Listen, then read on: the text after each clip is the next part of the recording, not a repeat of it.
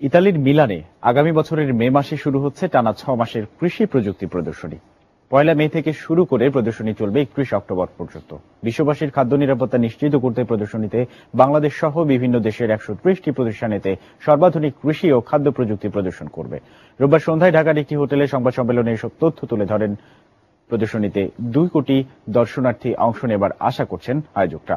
এ সময় সাংবাদিকদের সামনে প্রদর্শনীর বিষয়ে বিভিন্ন বিষয় জানানো হয়। ইতালির কর্মকর্তা আলেসান্দ্রো ম্যানসিনি এবং বাংলাদেশি এজেন্ট এনএম এন্টারপ্রাইজের মালিক জসিম উদ্দিন বাংলাদেশ থেকে প্রদর্শনীতে অংশ নিতে আগ্রহীদের প্রয়োজনীয় সহায়তা দেবে এনএম এন্টারপ্রাইজ। আয়োজকরা জানান, খাদ্য প্রযুক্তির পাশাপাশি প্রদর্শনীতে 144 দেশের অংশগ্রহণকারীরা নিজেদের ঐতিহ্য, সংস্কৃতি, ইতিহাস ও পরিবেশ তুলে ধরতে পারবে।